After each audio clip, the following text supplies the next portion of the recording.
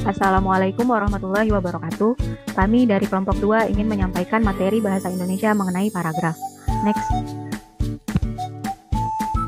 Sebelumnya, izinkan saya memperkenalkan anggota-anggota dari kelompok 2. Yang pertama, Syifa Nur Hidayah Hermawan 01, Elvina Amalia Putri 22, Ririn Nurmaisya 30, Maisindi 31, Muhammad Syahputra Sagala 33, Muhammad Rizky Pratama Sigau 34, Putih Maifira Almunawara 38, Alberta Natania Rayona 39, Juli Andini 44, dan yang terakhir Muhammad Aderian Hartono 54. Next. Adapun submateri yang akan kami sampaikan sebagai berikut. Yang pertama, definisi paragraf, yang kedua, ciri-ciri paragraf, dan yang ketiga, pola pengembangan paragraf. Materi yang pertama akan disampaikan oleh Saudari Putih Maifira. Untuk Saudari Putih, dipersilahkan. Definisi paragraf. Paragraf merupakan penggabungan kalimat yang berisi suatu gagasan utama atau ide pokok dan beberapa gagasan pendukung. Sedangkan menurut Kamus Besar Bahasa Indonesia, paragraf adalah bagian bab dalam suatu karangan yang biasanya mengandung satu ide pokok dan penulisannya dimulai dengan garis baru. Adapun pengertian paragraf menurut ahli kebahasaan bernama Ramlan, merupakan bagian dari sebuah karangan yang di dalamnya terdapat lebih dari satu kalimat yang membahas suatu tema tertentu dengan ide pokok sebagai pengendalinya. Materi berikutnya akan disampaikan oleh Saudari Syifa. Ciri-ciri paragraf. Untuk memudahkan mengenali sebuah paragraf, kita harus mengetahui ciri-ciri terlebih dahulu, dan berikut adalah ciri-ciri paragraf. Yang pertama, diawali dengan huruf kapital dan diakhiri dengan tanda baca titik. Yang kedua, letak kata dalam kalimat pertama berjarak 5 spasi dari kiri, menjorok ke kanan untuk jenis karangan biasa. Sedangkan untuk karangan ilmiah seperti makalah, skripsi, dan tesis, letaknya berjarak 8 spasi. Yang ketiga, di dalam paragraf terdapat ide pokok atau gagasan utama yang terletak pada kalimat utama. Keempat, kalimat selanjutnya disebut kalimat penjelas yang berfungsi untuk menerangkan isi kalimat utama tadi. Yang kelima, untuk memenuhi beberapa syarat paragraf yang baik, yaitu kesatuan atau kohesi, kepaduan atau koherensi, kelengkapan, dan kevariasian. Selanjutnya, pola pengembangan paragraf. Pola pengembangan paragraf ialah suatu cara penyampaian ide pokok atau gagasan dari sebuah paragraf yang ingin disampaikan oleh penulis terhadap pembaca. Selanjutnya akan disampaikan oleh rekan saya. Selanjutnya, pola pengembangan paragraf. Pola pengembangan paragraf ada 9. Yang pertama, pola klimaks antiklimaks. Yang kedua, pola sudut pandang. Yang ketiga, perbandingan dan pertentangan. Yang keempat, analogi. Yang kelima, pola kausalitasnya atau sebab akibat. Yang keenam, generalisasi. Yang ketujuh, klasifikasi. Yang kedelapan, alamiah. Dan yang terakhir, definisi luas. Next.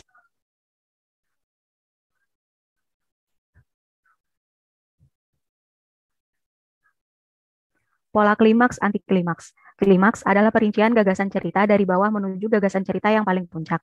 Bisa juga diartikan sebagai bagian dalam cerita yang mendeskripsikan peristiwa sampai pada konflik yang tertinggi.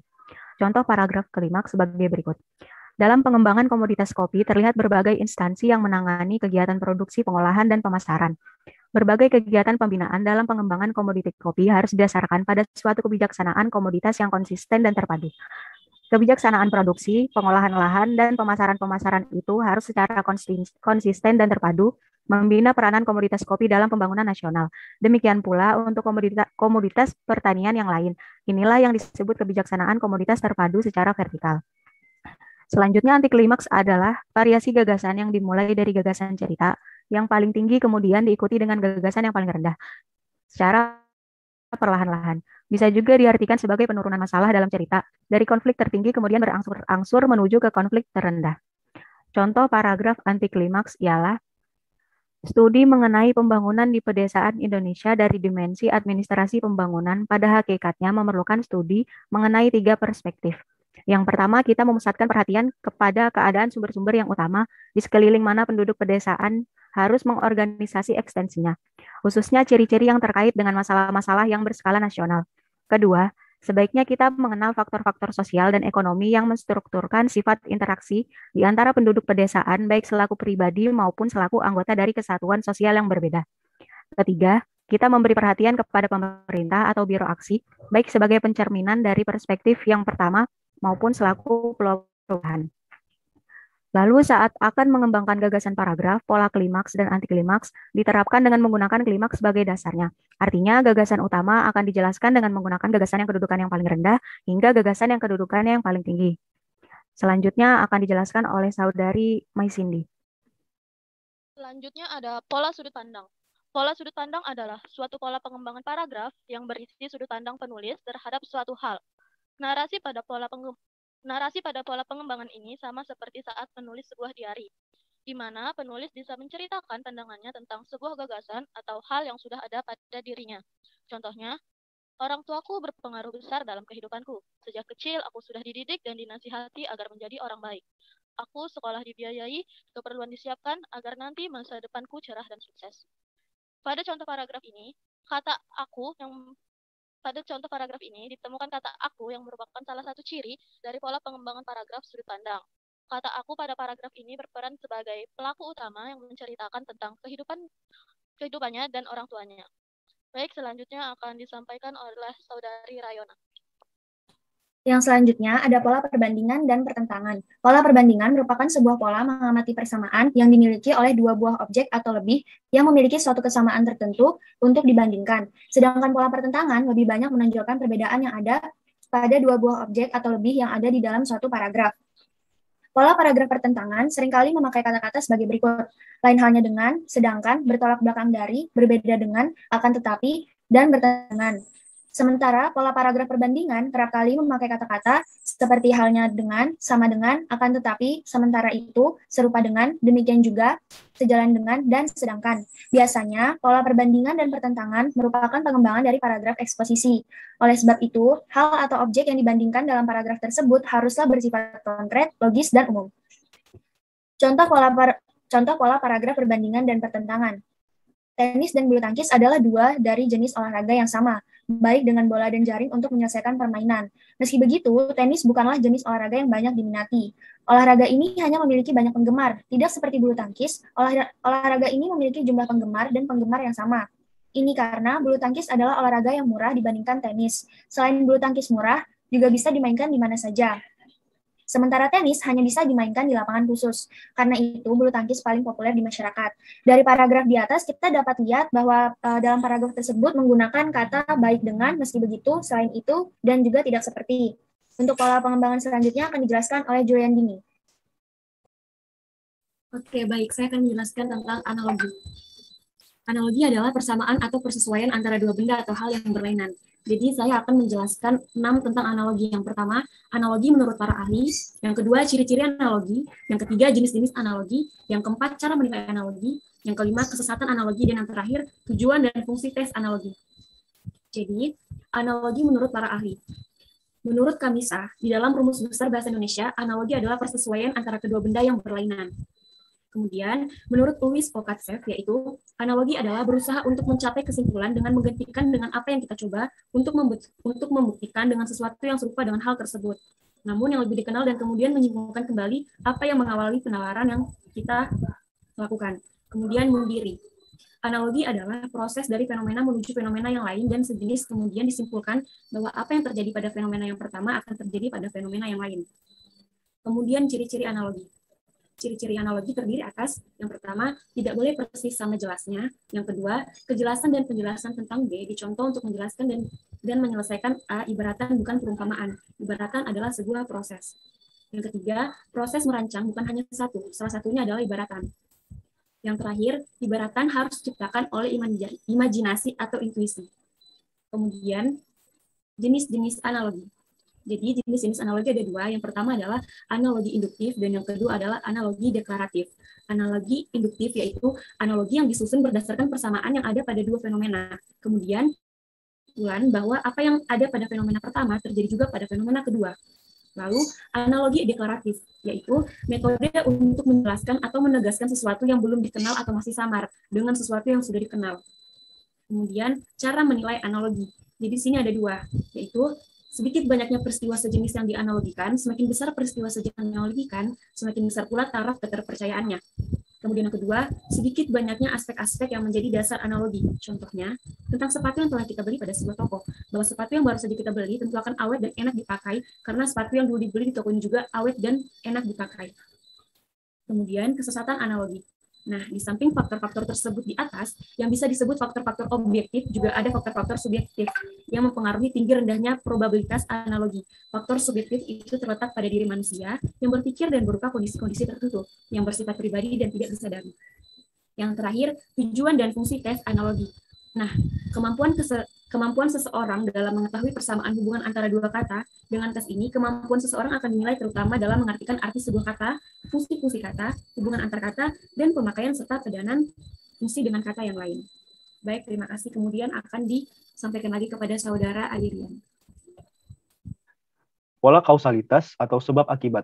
Pola pengembangan kausalitas adalah metode sebab akibat dan akibat sebab yang dipakai untuk merangkai suatu kejadian dan akibat yang ditimbulkan atau sebaliknya. Dalam pola ini, sebab bertindak sebagai gagasan utama, sedangkan akibat sebagai rincian pengembangannya. Namun demikian, susunan tersebut biasanya juga terbalik. Akibat dapat berperan sebagai gagasan utama, sedangkan sebab menjadi rincian pengembangannya. Contoh paragraf dengan pola kausalitas. Mencairnya es batu di kutub utara dan selatan, kenaikan permukaan laut, dan kenaikan suhu secara global adalah beberapa akibat atau dampak yang ditimbulkan oleh pemanasan global. Adapun pemanasan global sendiri disebabkan oleh gas rumah kaca yang terbentuk dari komponen-komponen gas berbahaya seperti CO2, N2O, dan CH4. Paragraf sebab akibat di atas menggunakan pola akibat sebab. Adapun akibat pada paragraf di atas terletak di kalimat pertama paragraf tersebut. Sedangkan kalimat-kalimat lainnya adalah sebab paragraf tersebut. Selanjutnya akan dilanjutkan oleh Ririn. Baik, generalisasi adalah penalaran induktif dengan cara menarik kesimpulan secara umum berdasarkan sejumlah data. Jumlah data atau peristiwa khusus yang dikemukakan harus cukup dan dapat mewakili. Paragraf generalisasi ialah paragraf yang menggunakan pendekatan induksi dalam kalimatnya. Dalam paragraf generalisasi menyajikan fakta-fakta atau penjelasan-penjelasan pada kalimat-kalimat awal yang akan mengiring kesimpulan di kalimat akhir. Oleh karenanya, paragraf generalisasi menggunakan pendekatan induksi umum khusus yang memiliki ciri khas dengan penyampaian ide pokok di akhir paragraf yang sebelumnya diberikan fakta-fakta pendukung. Ada dua macam paragraf generalisasi. Yang pertama yaitu loncatan induktif. Pada paragraf ini menyajikan kalimat-kalimat yang bertolak dari beberapa fakta pada kalimat awal, yang mana fakta tersebut belum dapat mencerminkan keseluruhan fenomena yang terjadi. Oleh karenanya, pada kalimat jenis ini merupakan kalimat generalisasi yang lemah, karena dalam kalimat awal mengandung fakta-fakta yang tidak seutuhnya mencerminkan keseluruhan fenomena. Yang kedua, tanpa loncatan induktif. Paragraf jenis ini merupakan kebalikan dari paragraf generalisasi loncatan induktif. Pada paragraf jenis ini memberikan kalimat-kalimat fakta yang lengkap yang menggambarkan keseluruhan fenomena, sehingga paragraf ini sangat baik karena menyajikan data yang lengkap. Selanjutnya akan saya serahkan kepada rekan saya. Terima kasih. Selanjutnya adalah pola paragraf klasifikasi. Klasifikasi adalah sebuah paragraf yang topik utamanya dikembangkan dengan mengelompokkan ke dalam beberapa kelompok berdasarkan sifat atau ciri-ciri tertentu. Pola paragraf klasifikasi memiliki 3 ciri-ciri. Yang pertama adalah paragraf ini menggunakan ungkapan-ungkapan digolongkan, dibagi, diklasifikasikan, dan lain-lain.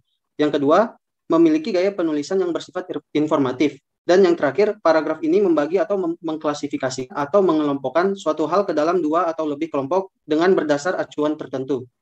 Contoh paragraf klasifikasi adalah tumbuh-tumbuhan bisa diklasifikasikan ke dalam 2 jenis kelompok jika didasarkan pada jenis bijiannya. Penggolongan tersebut ialah tumbuhan dikotil dan monokotil. Tumbuhan dikotil ialah jenis tanaman yang pada bijinya mempunyai 2 buah keping biji. Ciri-ciri pada tanaman dikotil adalah mempunyai akar tunggang dan pada daunnya mempunyai variasi dalam urusan ukuran serta cabang luasnya. Tumbuhan-tumbuhan yang tergolong ke dalam jenis ini diantaranya tanaman jeruk, jati, mangga, beringin, dan lain-lain. Sedangkan tanaman monokotil merupakan jenis tanaman yang mempunyai 1 keping pada format bijinya. Pada tanaman monokotil, ada ciri-ciri eksklusif yang bisa diidentifikasikan dengan menyaksikan akar pada tumbuhan itu, yang berbentuk serabut dan menyebar ke segala arah. Pada daunnya memiliki format panjang, dan pada batangnya mempunyai cabang dan berwas. Tumbuhan jenis ini diantaranya tebu, rumput, pisang, dan lain-lain. Paragraf di atas adalah jenis paragraf klasifikasi yang diperlihatkan pada penjabaran terhadap sebuah hal ke dalam kelompok-kelompok tertentu.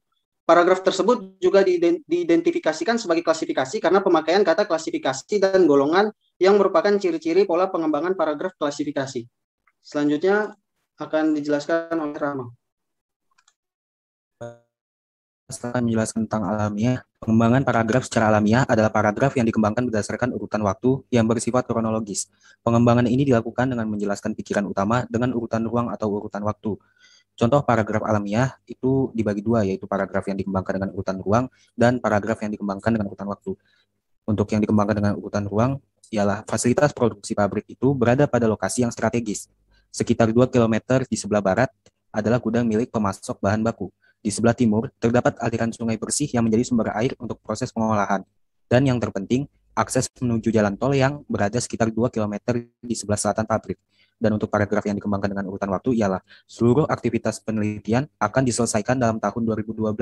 Tahap penyusunan rencana penelitian akan selesai pada akhir bulan Januari. Tahap pengumpulan data dari sampel membutuhkan waktu 3 bulan dan akan selesai pada pertengahan bulan April. Tahap analisa data membutuhkan waktu 5 bulan. Tahap ini akan selesai pada bulan Oktober. Tahap akhir penelitian adalah penulisan laporan. Tahap tersebut akan diselesaikan pada bulan Desember. Untuk materi selanjutnya akan dijelaskan oleh teman saya, Saudari Rayona. Yang terakhir ada pola paragraf definisi luas. Pada pengembangan paragraf ini, menjelaskan tentang ide yang abstrak atau terminologi yang bisa membuat konflik yang memerlukan penjabaran lebih lanjut. Biasanya dipakai untuk menjabarkan sinonim suatu hal, juga dipakai untuk mendefinisikan sebuah pengertian wujud atau rupa. Contoh paragraf dengan definisi luas, sejatinya sebuah pergerakan mahasiswa terlahir dengan adanya sebuah cita-cita yang luhur, visi misi yang jelas, serta kemauan kuat membangun bangsa ini dari keterpurukan. Namun yang terjadi saat ini sangat jauh berbeda dari tujuan berdirinya sebuah pergerakan tersebut.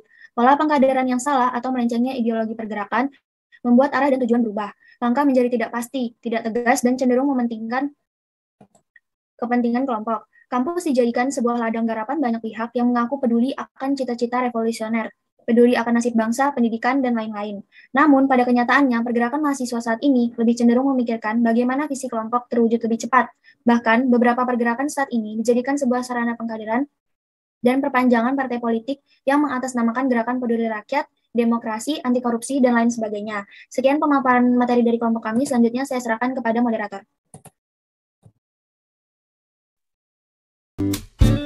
Baik, mungkin ini saja yang bisa kami sampaikan mengenai materi paragraf. Mohon maaf apabila ada salah kata. Cukup sekian dan terima kasih. Wassalamualaikum warahmatullahi wabarakatuh.